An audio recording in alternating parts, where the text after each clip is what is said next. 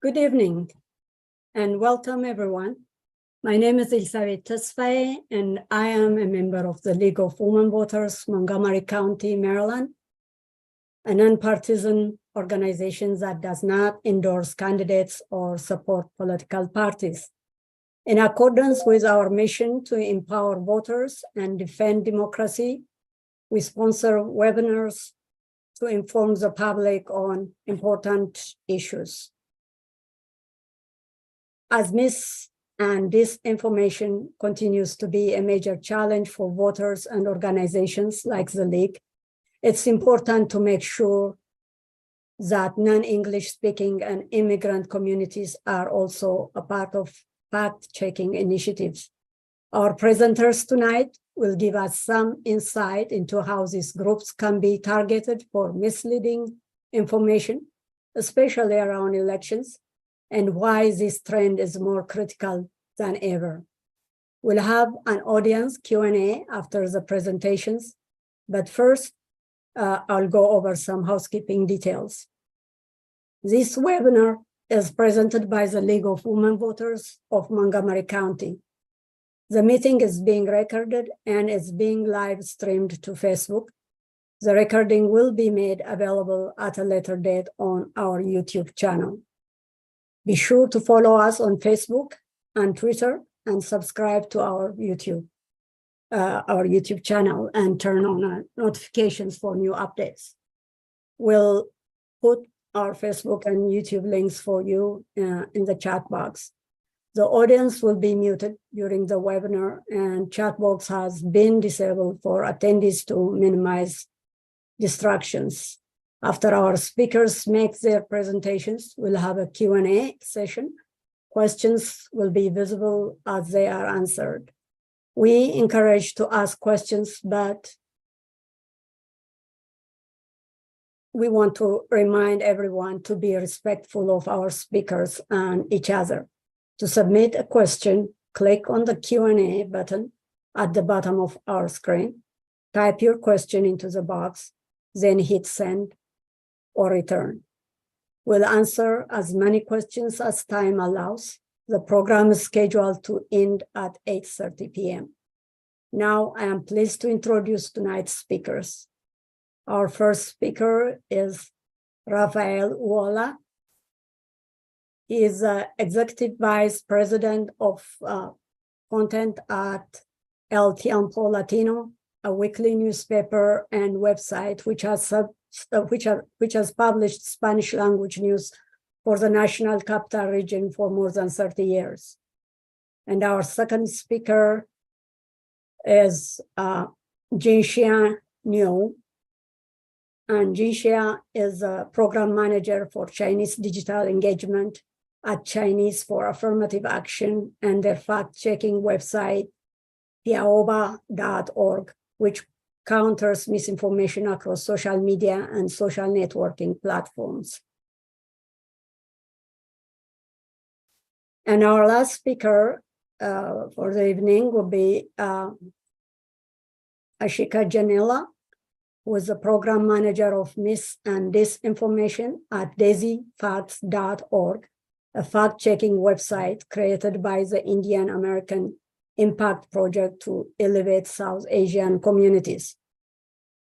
And now it's my pleasure to invite RAFAEL to begin tonight's program. Thank you so much. Thank you for the invitation. This is a really important forum. And on behalf of El Tiempo Latino, we're really happy to be here today. And I will try to put my screen right now. Let me know if you see it, please. Do you see a slideshow? PowerPoint? Yes. Yes. Okay, so great. So I would like to start just talking very briefly about what is El Tiempo Latino. El Tiempo Latino is part of El Planeta Media. We are based in Washington, D.C., but we produce news for the national U.S. Hispanics. Every Spanish speaker in the United States. We inform about local. Of course, we're very strong here in the Washington, D.C. and the DMV area, but we produce news for the whole country as well, touching like political, economic, health, and lifestyle, both in digital, and we print also a local paper here in the Washington, D.C. metro area. We reach more than 7 million Latinos nationally with all our media vehicles, and we have important alliances with content partners such as the Washington Post, Financial Times, The Economist, New York Times. It's not there, but we just closed an alliance with them. And of course, we have also very good alliances with fact-checkers, companies, organizations, I should say, like Factchequeado, who is that is an organization specialized in the Spanish language. So the job of all our organization is, of course, to provide the facts, and each of our reporters is a fact checker. But we are facing a very big challenge with the amount of disinformation and misinformation in the Spanish language. So I will present you what is the problem.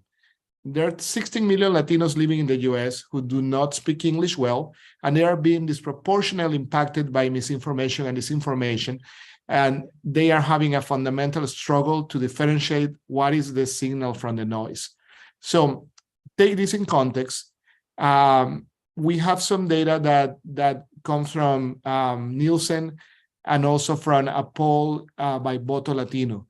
One of the information say 37% of Latinx respondents have seen material or information that makes them think that the COVID-19 vaccine is not very safe or not very effective.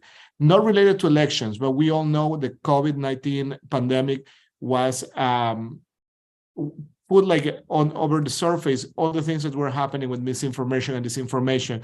It makes more relevant to talk about this topic. So we will go in depth with the dangers of misinformation and disinformation for the Spanish-speaking community in the next slides related to what is the voting or the elections. So Latinos are vital to the goal of decreasing the impact of blatant misinformation campaigns in the United States, because they are very likely to receive, consume, and share what is called fake news or misinformation online compared to the general population. Latinos are more vulnerable for several factors. This, by the way, is said not by me, but is said by Dr. Nicole Turner, who was talking about this in the Tech Tank podcast. But this is happening for several reasons that we will see through this presentation, such as the limited number of sources of Spanish news that they have, the way Latinos consume those news that is different to the way other populations consume those news, and also different other factors that are culturally. So according to the Pew Research Center, this is one of the key factors. Latinos' use of social media, mobile apps, and other digital platforms increased more than that of the general population during the COVID-19, that I was telling you about the COVID-19. So Latinos got even more familiarized, or they feel more comfortable with the social media, to the point that social media became a rival of television as the dominant source of the new content. So if Latinos before used to trust their newscast in Spanish of their local stations or their national, let's say Telemundo or Univision, hour of nightly news, the COVID-19 shifted a little bit that, and with the proliferation of also more through the years before COVID already of the smartphones and more platforms, the attention went elsewhere. So we have that as one of the causes of why Latinos are consuming more information that could be misleading. So according to the Brookings Institution, false political information is more likely to reach US Latinos as they spend more time in the sites as YouTube, WhatsApp, Instagram, Telegram, and others. You will see later, I made emphasis in two specific mediums. Like one is WhatsApp, and then you will see later a study as El Tiempo Latino, we did with Google. So then we have another statistics that say that YouTube is the top source of political news used by many Latino voters in the election cycle. This was done for the midterm elections. What is being done, you will ask? Well, of course, there's a job we are doing as a communications source for news for a community. So we are bringing the news that are are proof that they are like factual, that we check what are we saying. But that's not enough, right? Like many of our colleagues are doing that job, not only in Spanish, but in every language, English and other languages, serving communities in the US. So because the big companies, in this case, Facebook, Meta, Twitter, YouTube, owned by Google, we're not doing enough to combat the disinformation spreading in Spanish. That is what I'm presenting today. We know the US, a group of US lawmakers in 2021 sent a letter urging the CEOs of these major tech companies to do something to combat this virus of misinformation and disinformation. So did things improve? Well, I think like if you read about it, you will find out that all of these companies that I just mentioned, Facebook, Meta, Twitter, YouTube, Google, they all did something to improve. What was happening? And you would probably see in one slide that I have later that the famous Facebook whistleblower, she kind of told the truth after like quitting Facebook, that the thing is, these companies have been doing a good job, or somewhat a good job, controlling information in English, but they were not paying the same attention to the information that was being published, shared on their platforms in Spanish and other languages. Why? Because you need a lot of people. You need humans. You cannot trust robots or artificial intelligence to control the information that is being posted there, to make sure it's not something harmful or intentionally misleading. So you need humans. You need to pay to them, you need to hire them, you need to have them working. So it was not that easy, but they've been doing somehow, like, a better job doing it. But still we have a lot of problems with all the platforms, especially as I was telling you at the beginning of the presentation. You will see why Google itself and WhatsApp are more difficult to really control. So here's WhatsApp. By the way, WhatsApp is super, super popular in the Spanish-speaking community, both in the US and abroad. I have WhatsApp, and it's a communications tool I use to talk with my sister, with my parents. It's easy enough for them who are 76 years old to use and to communicate with me, to communicate between them and their relatives, their friends from high school. All of them are in WhatsApp. Everyone, all ages, from Latin America is using WhatsApp. So what's happening? Because WhatsApp is used for most people, 52% of Latinos in the United States are using WhatsApp, according to Statista, a company that they make this research. So the problem with WhatsApp is that you cannot really control what is being shared. It's sort of a text message, a private text message. It's not like Facebook, where you share something and then Facebook can see your post and can flag it, or can delete it, or can warn you, hey, if you do this again, you will be banned, or something like that. But in WhatsApp, you cannot do that. So there are ways that you can install kind of third party apps in WhatsApp to fact check.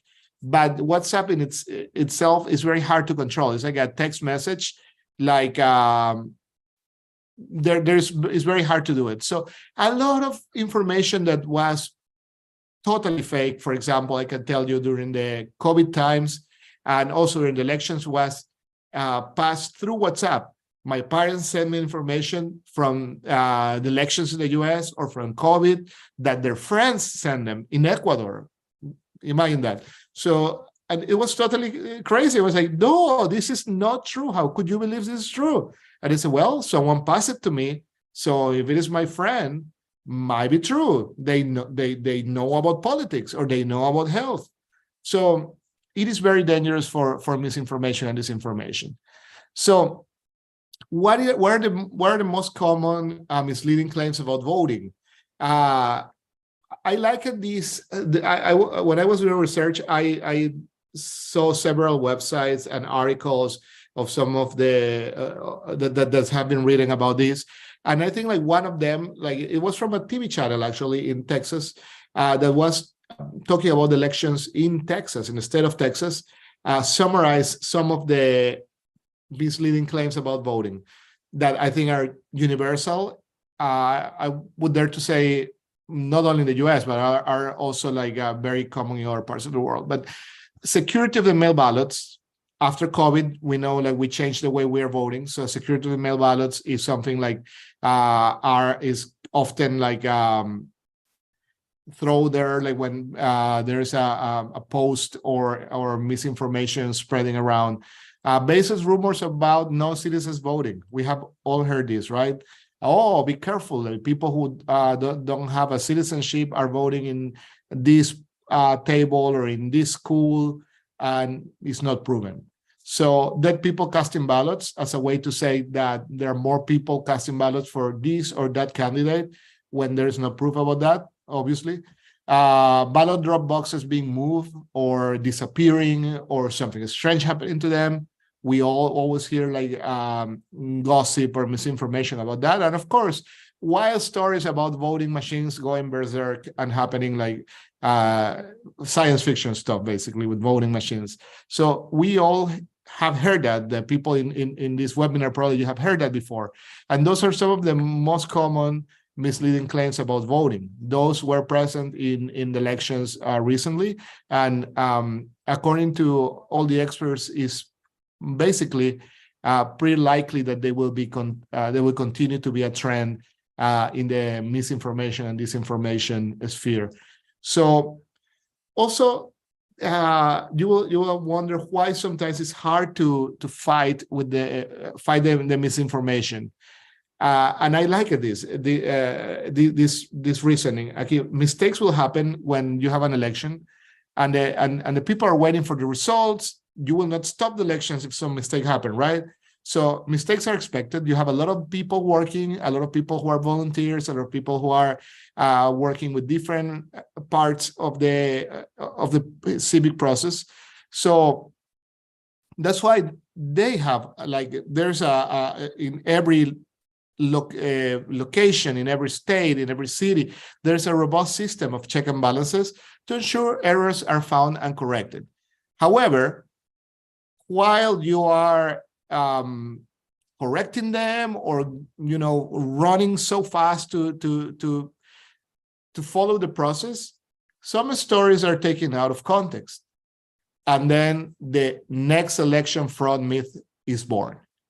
The fast pace of the election workers, local officials, and even the media, even us, we don't have almost time to push back on those claims before they go viral. Once they go viral, they are there. So as I was saying, the next election fraud myth was just born out of something taken out of context. So it is very easy when you have a process that where mistakes will happen because it is a very complex process.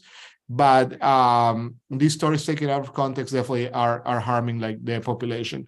And of course, mostly the main reason I would say is the multilingual challenge that I was explaining to you. Like the platforms sometimes don't have enough people to fact check. You all know like that. Probably you all know like that false claim that Biden was a communist in Spanish, like particularly trying to persuade voters from countries that suffer from communist regimes to vote for Biden, or like telling Latinos not to vote, like it's better not to vote, or things like that. So those in Spanish, if you don't speak Spanish, you will not identify those claims or those false claims. So that's why it is fighting the misinformation is a multilingual challenge. And lastly but not least, the misinformation by text. We always think about like social media and all the more modern TikTok and all the more modern ways where misinformation is spreading these days. But let's don't forget our old, our cell phone. You don't need like a smartphone. You have text, SMS, right? Text message. So the number of false claims that is being spread by just the simple and humble text and the old email is also increasing in the recent years. And last but not least, I think I'm running out of time. And last but not least, we have a lot of foreign and domestic interference, right? Noise, Russian efforts to interfere in the US elections, causing misinformation, giving like false news, spreading like news that look like real, but they are not. Others are stepping up in their game as well.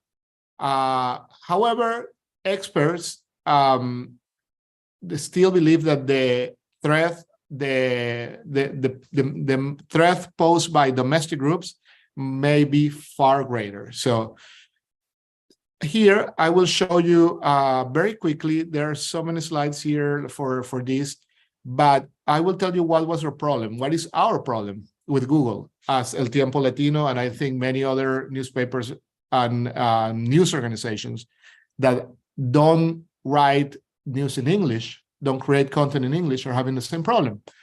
What is happening is that, okay, how do you search for news? Okay, you Google it, right? Like you say, even like you say Google it. You say search for it. You say Google it. So you Google it. So you want to know where to vote or why it's important to vote on the election, but you write it in your language. Let's say it's in Spanish. So guess what? You would think the first 20 news that you will see in the first 20 or the first 10 news you will see in the search will be something related to local news or newspapers that are closer to your community, that you trust them, that you know them. However, like we try different topics, vaccines, the flurona when the coronavirus was there, the 4th dose of the vaccine for coronavirus, Ukraine conflict and financial impact.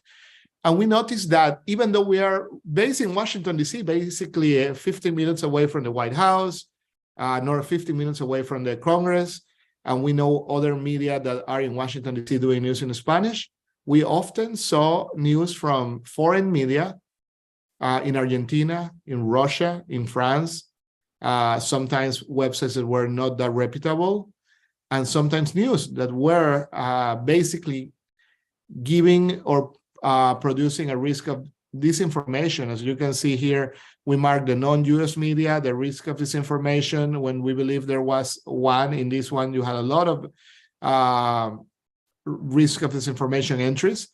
But that is a big problem with Google. And until Google will not fix that algorithm to make more coherent the news that you can find when you're searching in different languages, the problem of misinformation, disinformation will keep spreading. That's not social media. Social media, we talk already about. Like, I think Google is a big problem when we're talking about like the spreading of misinformation, disinformation, because the algorithms are not regulated or not fine-tuned, that's a word, for other languages. So that is my presentation. I know I am already in the 20 minutes mark. So thank you so much, and looking forward to answer your questions. Thank you.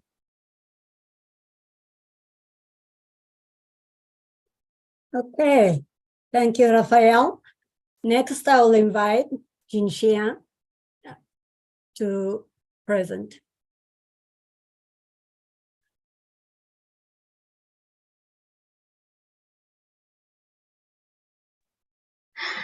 Hi, everyone. Just give me a second. Yes. Okay. Can everyone see my screen? Okay. Perfect. Okay, great. So My name is Jinsha. I'm the program manager of Chinese digital engagement at Chinese for Affirmative Action. And thanks so much for the invite for this great panel. Today, I would like to share with you how disinformation target particularly Chinese American community, especially in election seasons. So I would like to start with a brief introduction of my organization and my program. CAA, Chinese for Affirmative Action is a nonprofit civil rights organization based in San Francisco, California.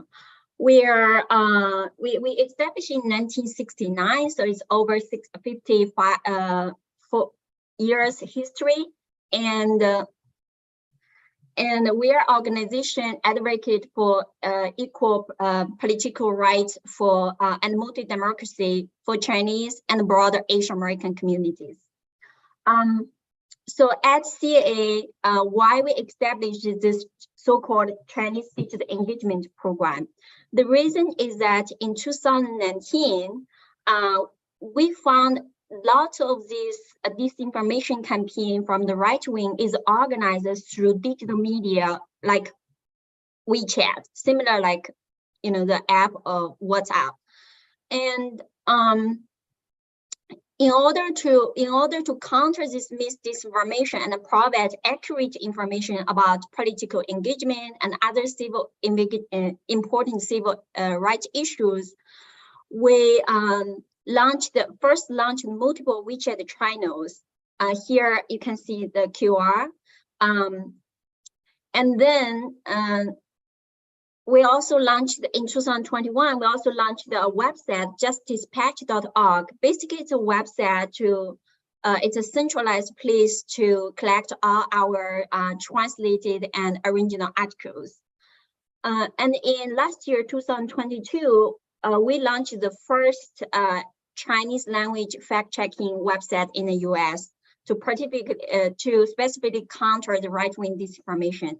And on PLBA, the tools and the resources we provide are like, in fact, fact-checking articles and newsletters, as well as quarterly reports. Readers can also suggest a fact check or ask questions to our website. So today, I would like to share first about what's the key disinformation narratives targeting elections in the Chinese American community. And of course, I would like to use the 2020 midterm election as an example because it just happened and many of these narratives in some way are still out there. And second part, I would like to quickly answer where this right-wing disinformation narrative comes from, or in general, what the landscape of the disinformation looks like in the Chinese community. Lastly, I would like to quickly share what in our program, in my organization, what we have done and we have learned. So,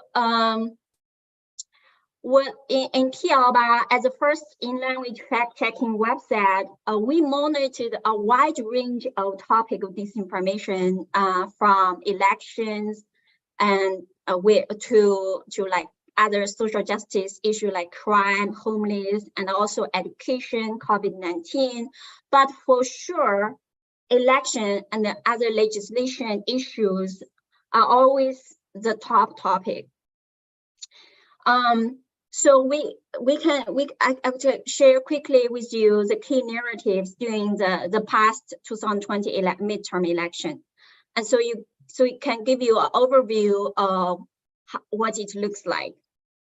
Before the midterm election, the first thing we noticed is that Trump continued to have very strong influence within the community. Mostly the social media influence keep repeating his election fraud narratives, particularly applying it to the Trump endorsed candidate. Together with some conspiracy theories, for example, like the disinformation narrative trying to say FBI search Trump is actually to help Democrat Party to manipulate the midterm election. And they even try to compare the search of Trump's Mar-a-Lago as a home riding and a political persecution. While there's still active Trump supporters spreading this voter fraud theory, the key strategy is very interesting is that what we noticed of all this disinformation, what they really targeted is actually to attack the Biden government, the Democratic Party, and in general, the left. Here on my screen, you can see before the last year's midterm election, from April to September, we actually monitored more than 300 pieces of disinformation, and more than 120 pieces are focused on attacking Biden and Democratic Party. And in general, anything the left has done, or the left media is doing. And particularly concerning, you can see on the right, this is in both Chinese and English. This is really targeting the Chinese community on WeChat and Telegram.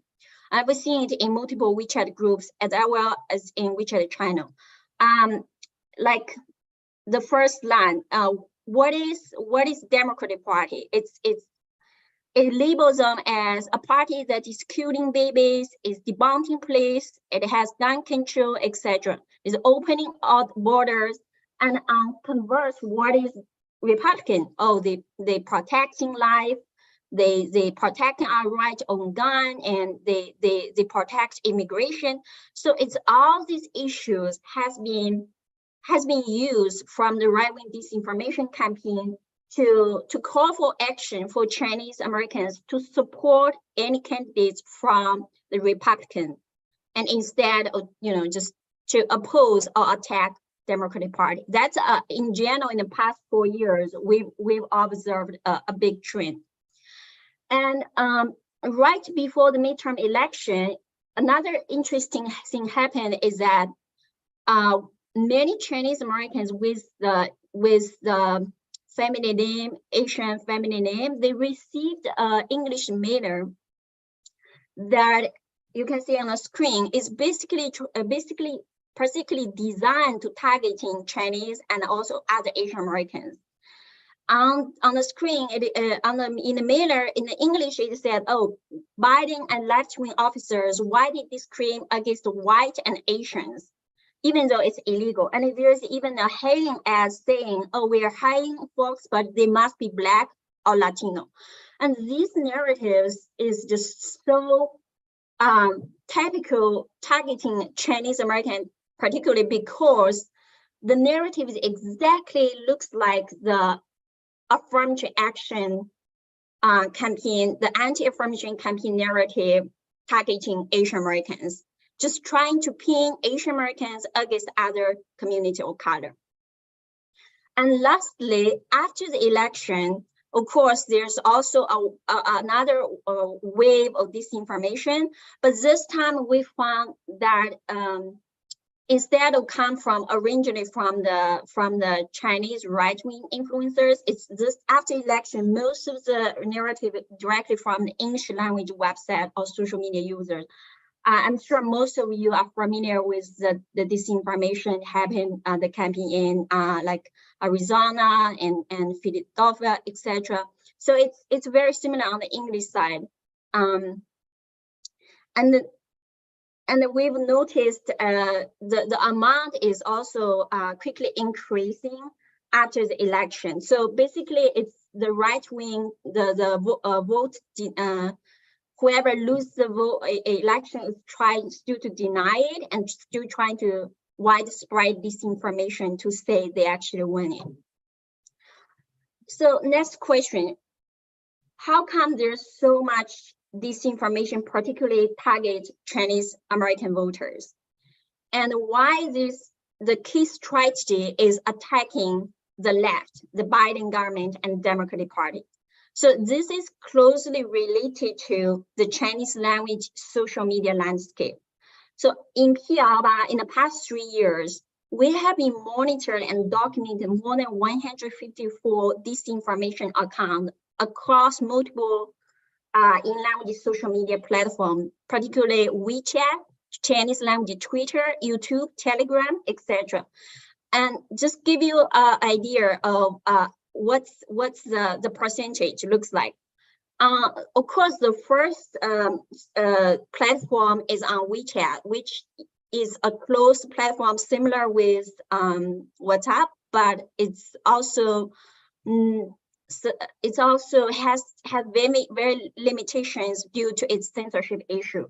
So we found more than 50 accounts disinformation on WeChat, but then Twitter and YouTube are second platform. Total is more than 150, right?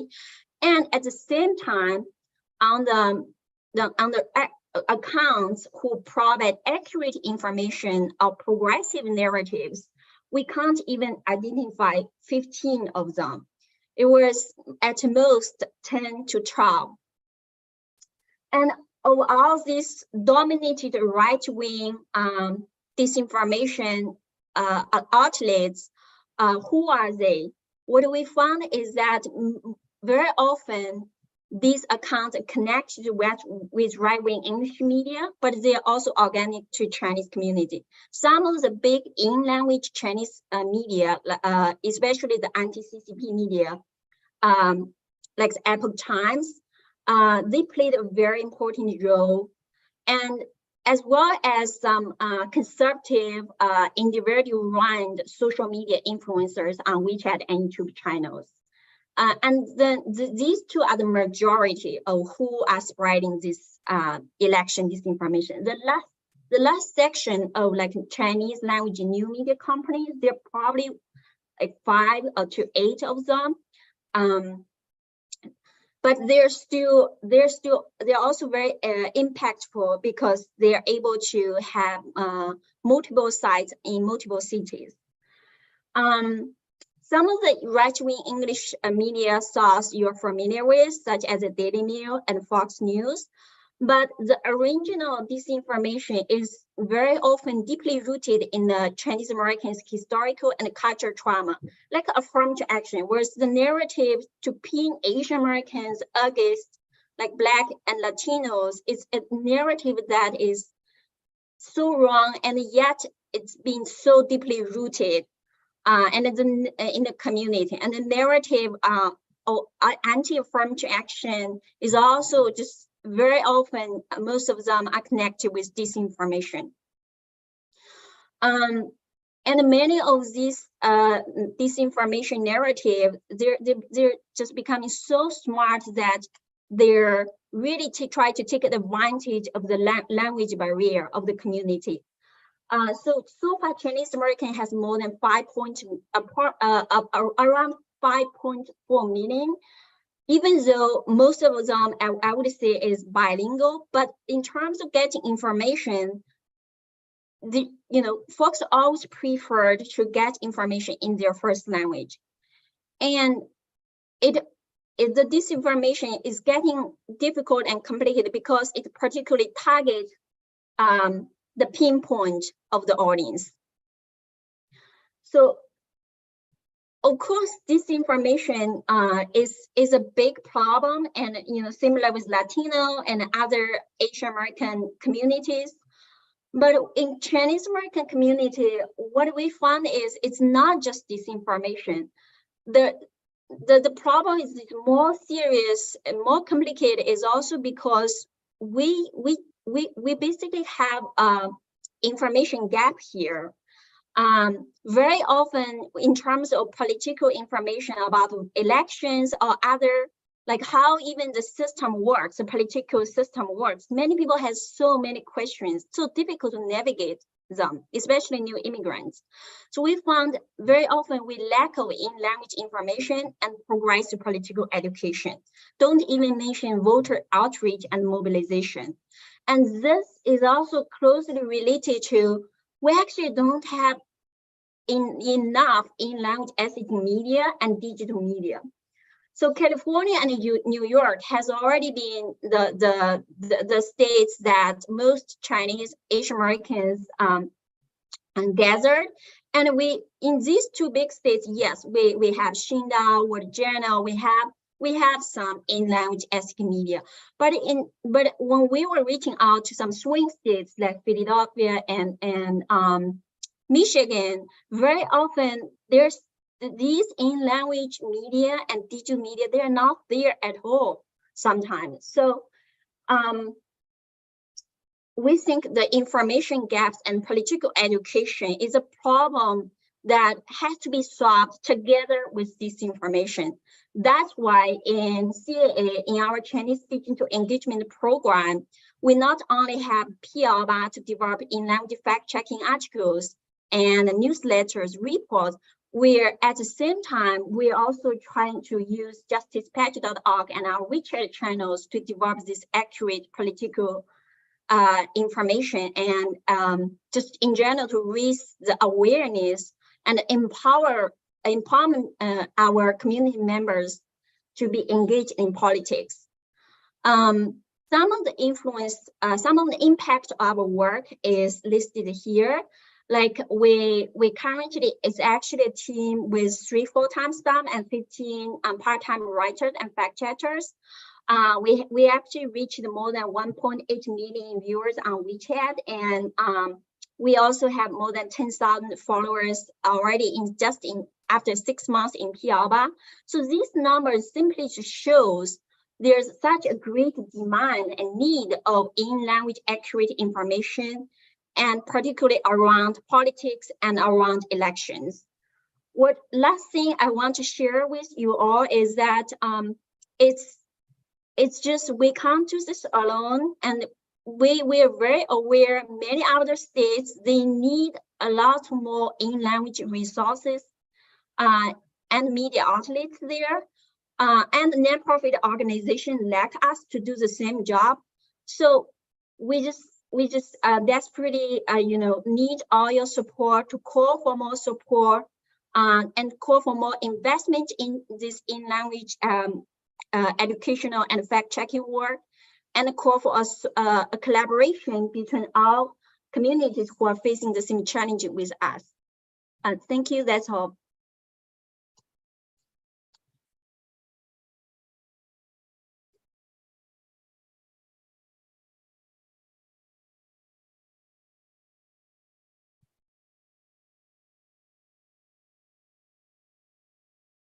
Thank you, Jinxia. And now I invite our last speaker, AISHIKA JENNELA, to present for this evening. Thank you. Thanks, Elizabeth. Can you get...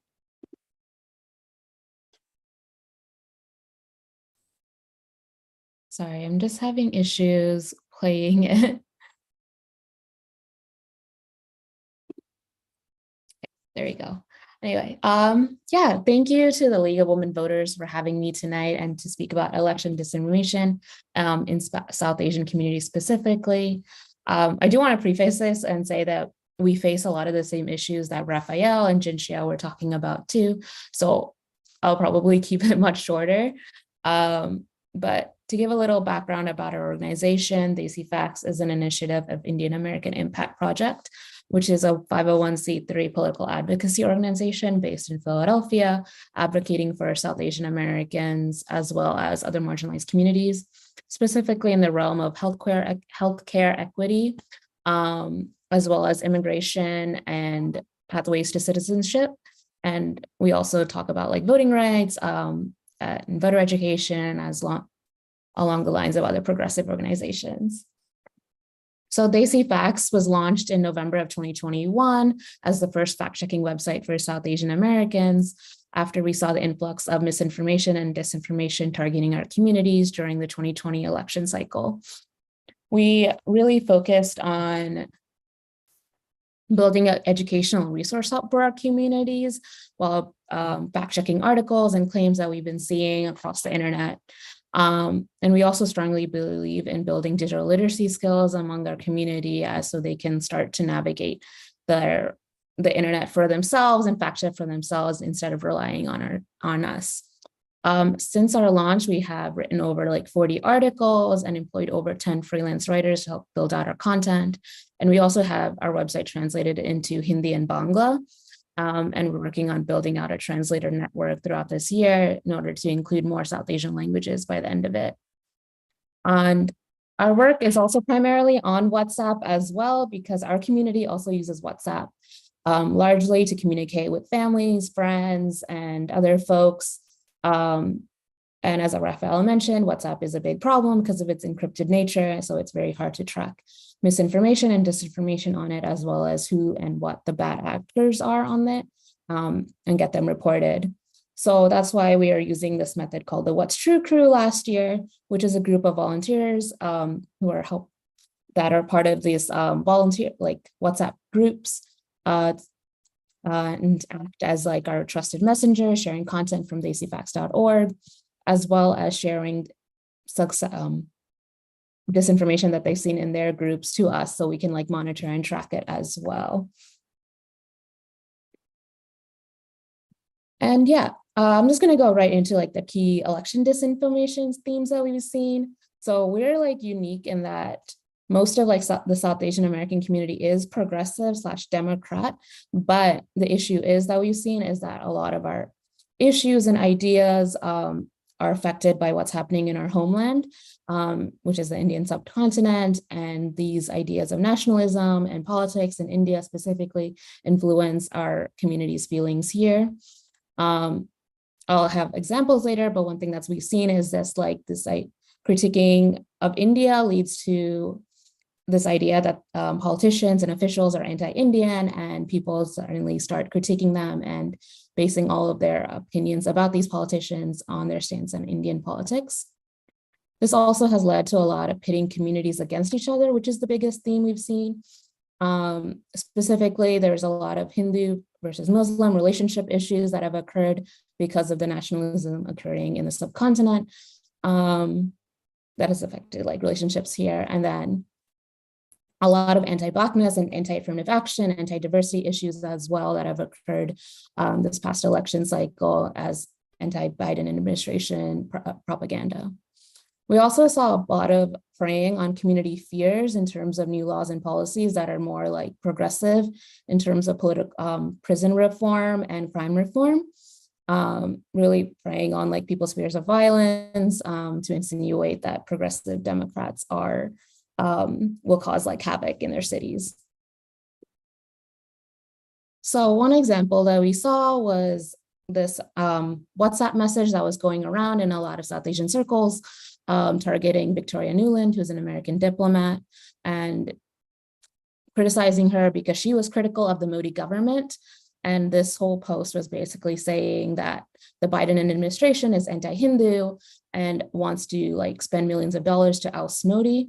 And for those of you who don't know, Modi is like the current prime minister of India, and his party is largely responsible for a lot of like Hindu nationalism, like the rise of Hindu nationalism in the country that's led to a lot of violence within a lot of religious communities there. So yeah, this is basically spinning that the Hillary Obama cabal is the real power behind Modi, and they're very anti-Hindu, and that's why you shouldn't vote for them. And along similar lines of like how the subcontinent politics affect issues here, we saw this in the Fort Bend District 776 election, which was between the Indian candidate and a Pakistani candidate. And people were encouraged on WhatsApp to vote along party lines, nationality lines, rather than ideological or value-based voting. And Jinshia already mentioned this, but our communities also received this flyer, and we had a really big discussion about it in our What's True groups on WhatsApp. People were like discussing how can we basically have a conversation about this, and like how this is driving a wedge between us and Latinx and Black communities. Yeah. And then lastly, as I mentioned, we've seen like misinformation around policies and laws. So this there was a viral TikTok that went around in a lot of South Asian communities in Illinois and Chicago specifically, talking about the new Illinois Safety Act that's meant to abolish cash bail in the state. And this TikTok talked about how abolishing cash bail will lead to like more armed robbery and murder and aggravated assault, which we know will not necessarily be true, and abolishing cash bail will actually be good for us. But this video really just preyed on like the community's fear of violence, especially in the wake of a lot of anti-Asian hate. Yeah, so what we've done to like pivot from all this information is really work on building more community within our within South Asian Americans, as well as creating more civic education and pre-bunking myths before they come around. So we really started to publish more articles on how elections work, explaining different elective offices and how to vote, as well as preemptively writing fact-checking articles based on misinformation we've seen in the past. For example, we've written an article about mail-in ballots because that was a big issue that we saw in the 2020 election, and we expected it to occur again this past election cycle. We also are starting, we launched a tip line in collaboration with Midan on WhatsApp, where the community can directly send us messages and receive articles pulled straight from desifacts.org, as well as be able to talk to staff members if their questions aren't answered, as another way to just connect to the community on a ground level. And we're also doing more community events this year, including our annual summit in June, which is, we're hoping to bring together hundreds of South Asian Americans from across the country to talk about these issues that I mentioned previously, as well as have more workshops and webinars where people just can come together and talk about how we can discuss anti-Blackness, we can discuss like pushing more people into like progressive politics, and how we can bring our community together as well. No, sorry.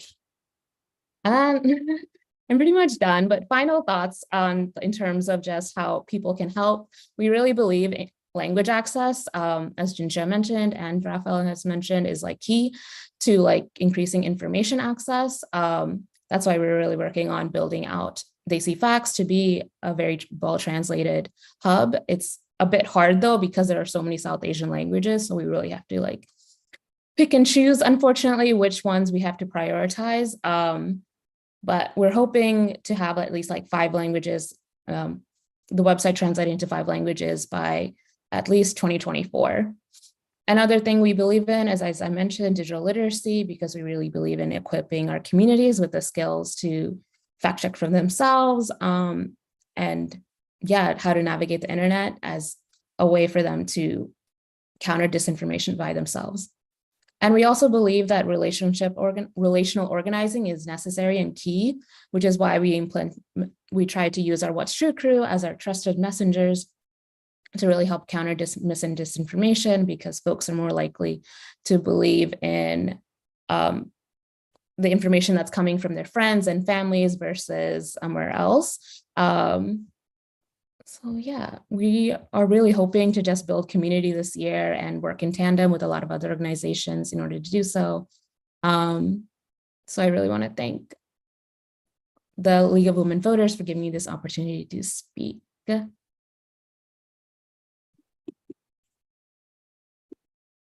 Great, and thank you, AISHIKA and everyone. Great presentations. I will now turn it over to Amelia first for the Q&A portion of the evening. Amelia. Thank you, Elizabeth, and thank you to all of our presenters. So now we're going to use our remaining time tonight for the Q&A. As a reminder, you can ask questions by clicking on the Q&A button at the bottom of your screen. Type your question into the box and then hit send or return. And we will try to answer questions as much as we can, and they will become visible once they are answered. And once again, we want to remind everyone to be respectful of one another and be respectful of our presenters. So our first question that I want to pose is directed maybe more directly at RAFAEL and JENNELA.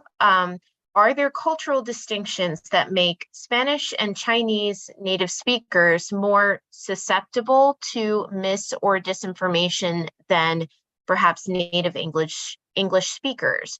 Or is the problem really in the algorithms of social media, or is it sort of equally a combination of those two factors? I think it's a little bit of both, right? It's a combination. I don't know, Jinsha, what do you think? But in the case of Spanish speaking community, of course, the language is part of the culture. So that's that to only for a portion of the population here in the U.S. to have only the Spanish as the main language. A big percentage of the people living here feel comfortable speaking Spanish primarily. So that is already makes us susceptible a part of the population when you struggle to find reliable information in Spanish. And then like you have limited trusted sources of information, like El Tiempo Latino and other papers and other like TV stations, then like that's already something that is creating making you more susceptible to misinformation and disinformation. Another thing that I think it is part of the culture is that many people, especially the immigrants who move here, you know, in our like culture, you trust your family, you trust your friends, you trust the authorities that are on the TV newscast. The reporter that is doing a newscast is a trusted source of information. So people don't make the distinction oftentimes of what is being like what they're telling you. Who is that person telling you that? I mean, if it is a post on Facebook, I don't need to be a journalist necessarily to write a post on Facebook, right? But people assume like that, and I go back to the example of many people in my family, especially people who are like like my parents in 70-something years old. And they say, oh, but I saw it on WhatsApp or I saw it on Facebook. They were used to radio, they were used to TV and newspapers. They were not like born in the era of the smartphones and internet.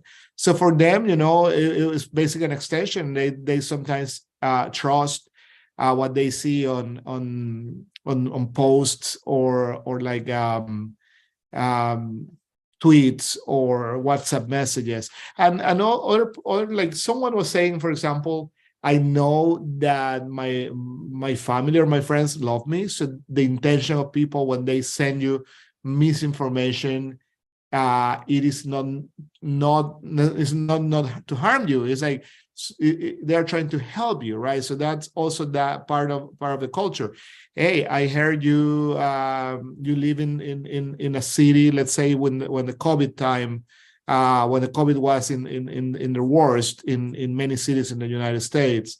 Say, oh, I heard like your city is doing terrible with COVID cases.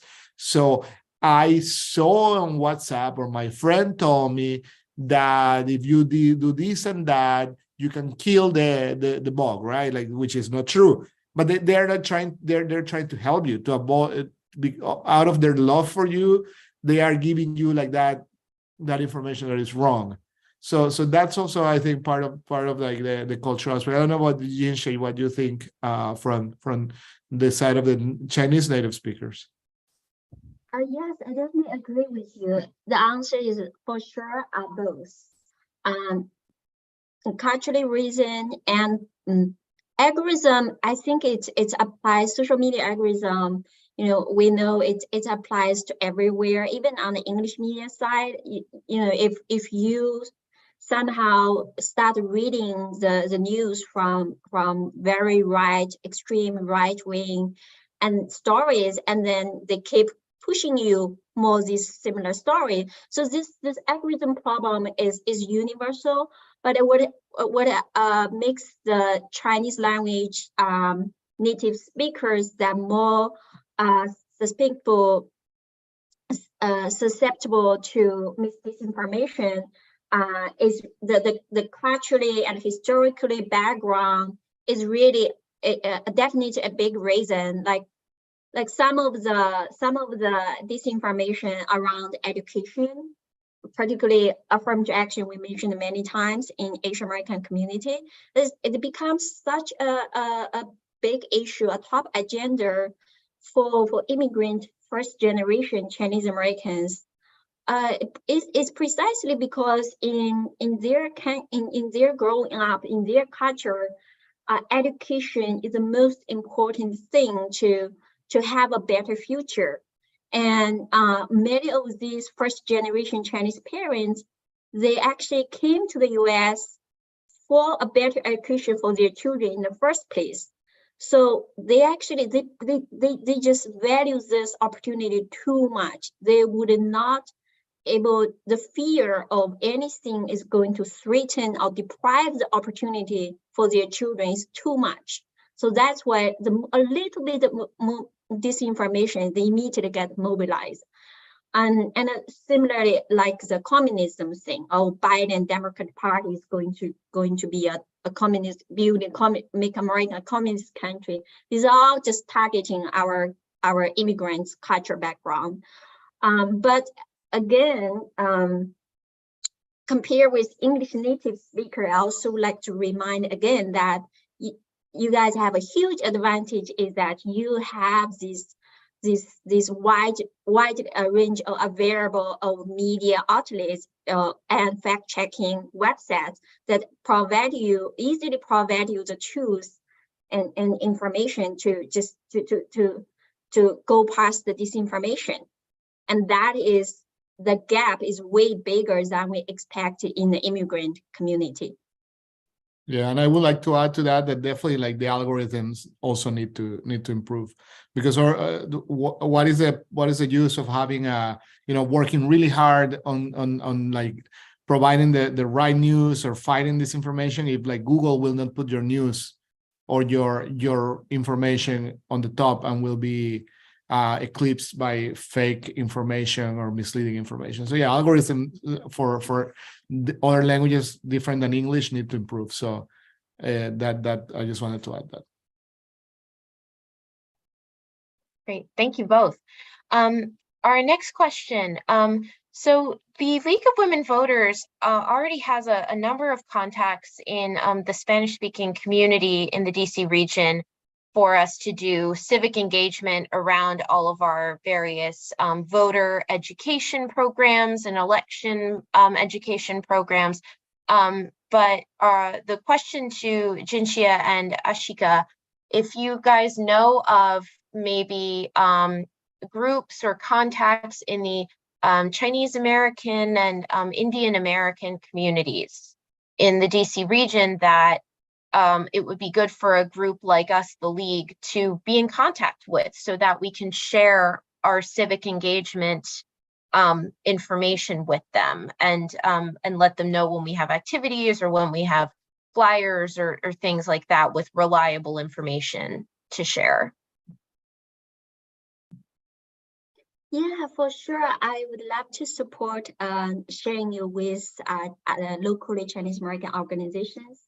But I will need a little bit time to compare the list from also my colleagues, in case I missed anyone who's really doing important work there. And I'm happy to, once I have the list, I'm happy to send it to your way. I was going to say the same thing. More than happy to like share a list. We do have a lot of organizations we work with in DC. But yeah, just have to like look into it. Yeah. That kind of makes me wonder, have either of your organizations or Rafael, have you guys at El Tiempo Latino noticed anything in the way of like regional trends of misinformation among different non-English audiences? Like if there's any sort of misinformation that's targeted to communities in specific parts of the US?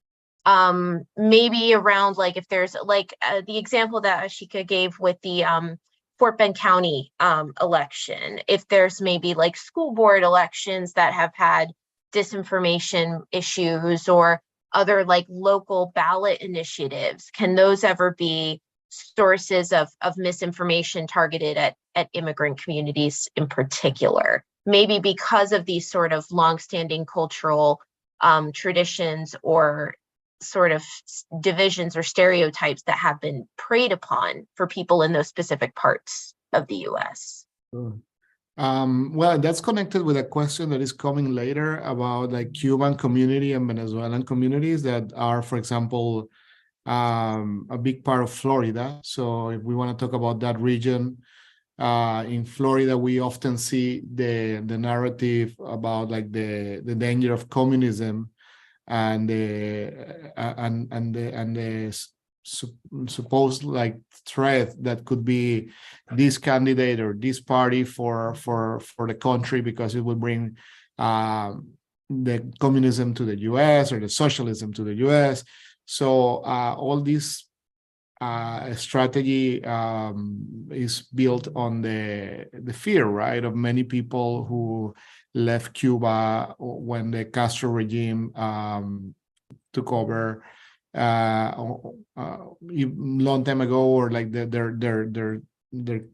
kids or their grandkids, and also newer immigrants. And for Venezuela, for people who left when Chavez was in when his administration started, and so yeah, like that's true, like that happens a lot. And in the case of the Cuban community, the Cubans are voters, so it's a very intentional strategy to get votes for the candidate that is that they want to be perceived as a non-communist candidate, and for them to spread like the message, don't vote for communism. So Venezuelans, many of them are becoming citizens, but mostly they are influential in their neighbors and in their voters. Nicaraguans, same. I mean, for something interesting that is not like that we saw happening in DC. We have seen happening in Boston, where we have our paper El Planeta, and we heard from other locations that is happening a lot. It is how misinformation it is was for both elections issues for elections, and in 2020 and 2022 midterms, and also about COVID was being spread in some churches. We work with like reporters, and we did an article that was not precisely about elections, but that was about COVID. And there was a pastor who was promoting a shake. He said like he was doing a YouTube where he had like a shake where like had miraculous magic properties to cure COVID. So he said, you don't need a vaccine, you don't need a mask, you just need my shake that is conveniently priced at this amount. So if you buy this, you will be, and like we did we interviewed him.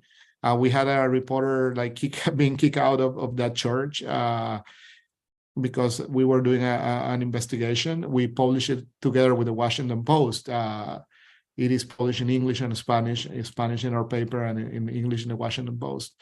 So we heard a lot of issues, like mainly abortion, a lot of abortion as an issue being discussed by some churches. And by this, I'm not generalizing. I'm talking about some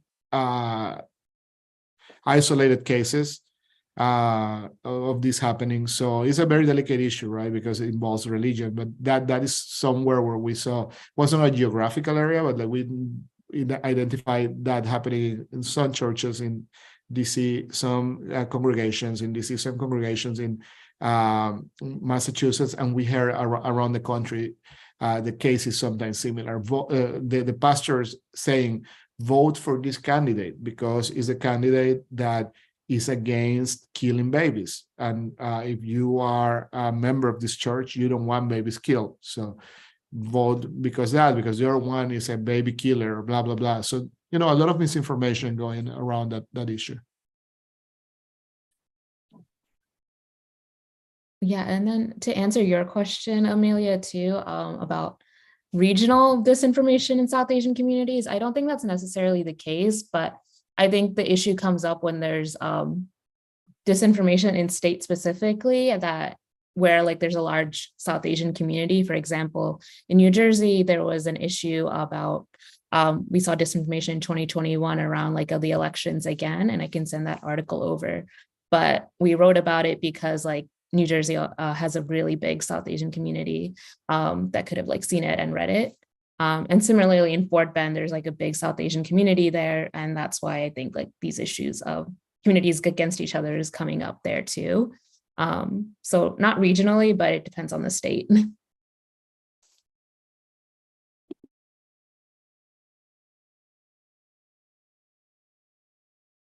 Great.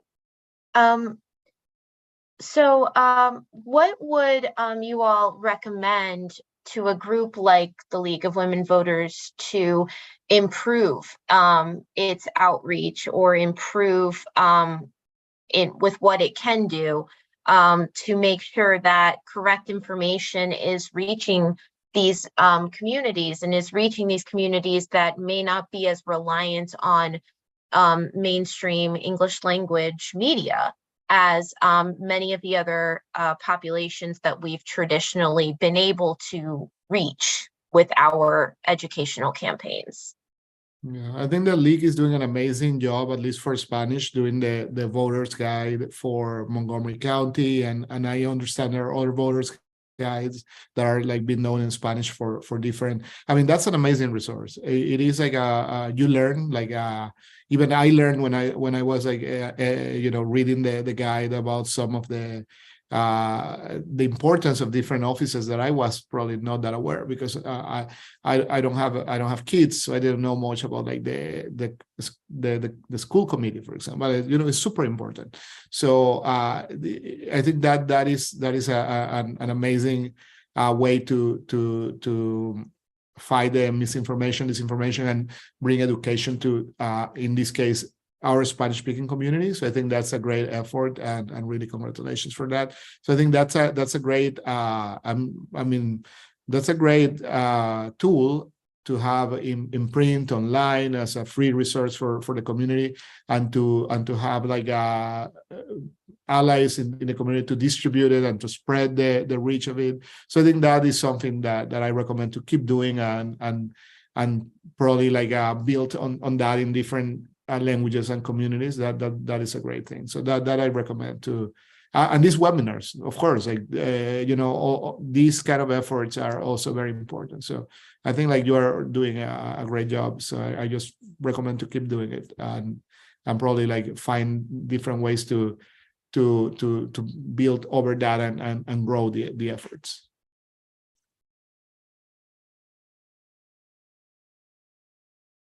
Yeah, and I was just gonna say, I think this goes on to like the previous question about what organizations the league can reach out to in the DMV area. But yeah, working with like community organizations is really impactful in building those relationships. I know we've been trying to like reach out, do more grassroots work as well through community organizations, because they're already invested in the community and they already have the trust of the community. So the community is more like likely to believe them and trust them. And that helps with our outreach too. Very similarly, I think we have done some voters outreach and engagement in 2020, particularly in the swing states. This approach we are using is both by reach out to some community organizations already have good connections and build trust with the community, as well as with some social media influencers, like some WeChat account owner, and just some active organizers on digital space. Because based on our experience, the fastest way, the best way to connect individuals in the Chinese American community is still with in-language social media apps like WeChat and Telegram. Together, we in 2020, we of course it's also just experiment with us, but what we learned and we found helpful, useful is that through these social media channels, through these influencers and these local organizations, and the moment we publish, like we have a chat group about what is happening in this election and what's detailed information about the candidates. So this we're much easier to get people convinced and to engage with them.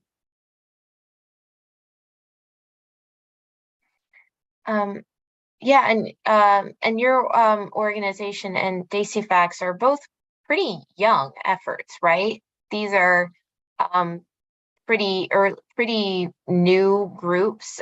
So it's interesting to see how you've already been able to grow your audiences in such a short amount of time. It speaks to like you had said, Jinjia, I think you had said there's obviously a demand for this information. I did want to ask, we got a question about it. So we saw a lot of examples of disinformation coming from right-wing sources or conservative sources. Have any of you seen disinformation coming from left-wing sources or maybe sort of on the progressive side of the political spectrum?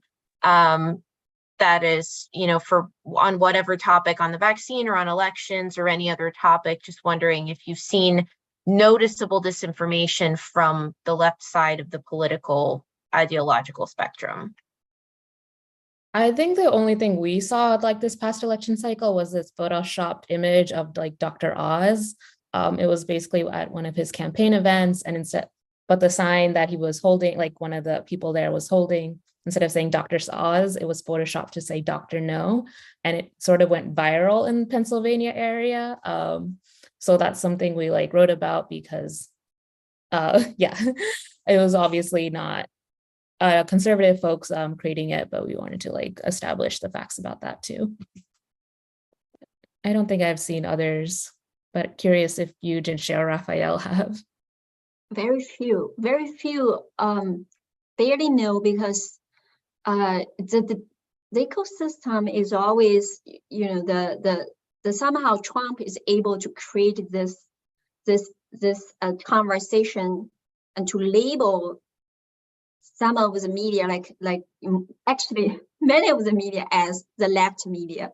So and once he many of the mainstream media, after being labeled as just the left media, and it's the right-wing supporters and conspiracy theories followers, they go to choose media and other right-wing and the right-wing media outlets. It's become echo chambers, and they keep producing more conspiracy theories and producing more disinformation. On the other hand, I'm sure there's also mistakes and disinformation from the so-called Democratic Party and the left side. But because there's the so-called left media, there's so many of them has their own fact-checking teams. And very often they if there's a correction, a mistake, their journalists themselves has already updated. So honestly, very few. Yeah, I would like I would say the same. Basically, I'm pretty sure there are mistakes and unintentional pieces of information that were not what that should have been intended to transmit. But I don't recall any from Spanish speaking media that is something that we could like put as an example. Okay, thank you. So can you talk a bit about maybe what sort of digital literacy or sort of media literacy, fact-checking principles that non-native English speakers can use to filter news themselves and to verify information that they may get through their personal social networks, or that they may see on TV or hear on the radio, or how they can verify if that flyer they got in the mail is real. You know, because there is, as we've heard tonight, there's far more fact-checking websites and fact checkers and content moderators for English language information, but it's still lacking for non-English media. So what can audiences do to make sure that they are getting correct information rather than fake information? Sure. I will start, I mean, like, let's start with the simple things that I think is the ones that you can apply every day without like much effort, really. Like some I don't remember who say this, but I totally agree with it, that they say when you see something written in a flyer, in a meme, or in like on the TV, someone was mentioning in the questions, Fox News anchors, for example, or guests. So when you see a lot of emotion and you see someone getting like too angry, too passionate, when they are supposed to be like giving you news, that is suspicious. So if you see a newscast or a news anchor or a reporter, like they are just giving the news in a more or less, neutral tone. If it is something sad in a war, of course, like they will not be like, they might be like even like trying to hold their emotions, but they will do their effort. Like when you see someone like getting too angry, too passionate, defending like one topic, or like hammering something, like that's suspicious, number one. Number two, like, go to reputable sources. I mean, you have in Spanish, you have TV stations that, they are like huge. So they've been like doing news for years. You have newspapers like El Tiempo Latino, like El Nuevo Herald, like La Opinión, that are reputable papers doing news for years and being serious about it. You have trusted bloggers. You have papers in your countries of origin. So, for example, if you are Ecuadorian, like is my case, so I have El Universo in Ecuador. So is a news that you are giving me through via WhatsApp coming from there, or is coming from a website that I never heard of? That will tell you something. So is that website I never heard of necessarily bad? No, but maybe it's more suspicious than a website or a trusted source I already know. So, and then like probably the third thing you can do is like you receive something, right? Something that could be truth or not. You don't know. Often the case with like celebrities or important persons, you receive sometimes this person died, right? Hey, we all died, right? So it could be truth. But then like where that news came from, before you start tweeting or like sending to your friends, hey, like Keanu Reeves died or whatever. So just Google it. You will find very fast that probably he's alive and making a movie and he didn't die. Or like you might even read about a famous scam or popular scam or like urban legend that blah, blah, blah died. So just reverse it, just Google it. For the flyers at home, it's a little bit more difficult because, it's a physical flyer, but, see the quality. If you have a flyer, give you a website, again, could be a website that is not a reputable source. Trust your eyes. If you see something that doesn't look good, look amateurish, looks kind of scammy or like has a lot of like give money or whatever. So, just basic rules of common sense sometimes, go a big step. And that's sometimes all you need to really put something in doubt and stop and make a pause and say, okay, is this really truth? Should I really read this? let's find out if that's real or not. So those are my very day-to-day advice about like how to react to news and identify if it is something that is misinformation, disinformation, or is a real news.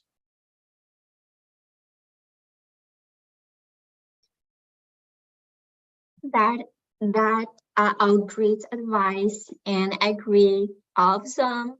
And very often the same advice I'm also giving to our community members. Maybe just since you have already given such great advice, I maybe just add some comments. Of course, when Chinese American community member come to ask the same question, we also emphasize again, source, where you get this news, right? Like you just get it from somewhere on the street, you get it on your social media chat group, or you get it from a trustable fact-checking website. Make a huge difference. You got it from Dr. Fauci, or got it from just your uncle living whatever a remote village. So source. I just want to that's the first thing that just instinctively can help you a lot to distinguish, is it something reliable or not. And second thing is to distinguish between fact and opinion. Very often now on social media, many of the articles, they're just opinion piece. They're not fact-based, but they're trying to say something looks like a fact. They even try to say affirmative action discriminate against Asian, and that is a fact. So it's very tricky, but it's there's so much mixed confusion of these two, but it's also so critical important. And I totally also agree with you that never trust anything that trying to fear mongering, trying to just scare you. It's with too much emotion involved. That professional journalism, news reporting could never involve so much emotion there. And personal bias is often involved in this emotional reporting. Lastly, one comment is that it's very often, even you got to a reliable information source from YouTube video, 20-15 minutes. Nowadays, the information we have so much that even it's reliable, accurate, a 10-15 minutes video just audio, it's way not enough to explain a very complex political issue, such as election issues. It's way not enough. But yet today with Google search, with ChatGPT, it creates illusion that everyone think we know things. Everyone has strong opinion. Everyone was expected to have strong opinion about everything. The truth is we know so little. Most time we know nothing about the topic, like COVID. What do we know? Only thing is we know so little, and the best answer, the host scientist, the best experts who can provide is probably is a maybe. So a maybe, like I don't know the answer to that, to wear a mask, the best for sure answer, but maybe if Dr. Fauci told you, I know I would advise you to wear a mask, just give it credibility to things. When experts told you there's a maybe, there's not 100% sure, because things are so complex, and just sometimes just try, I would say, also remind myself, just try to read a book, try to educate myself, and before I just read 1 or 2 videos or 3 or 4 news piece and just jump out to say, oh, I already know this, I already have opinion. The truth is we don't.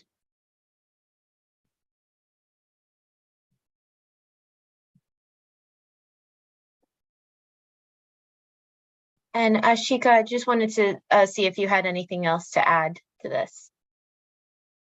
I think like everything's been covered by RAFAEL and JENNELA.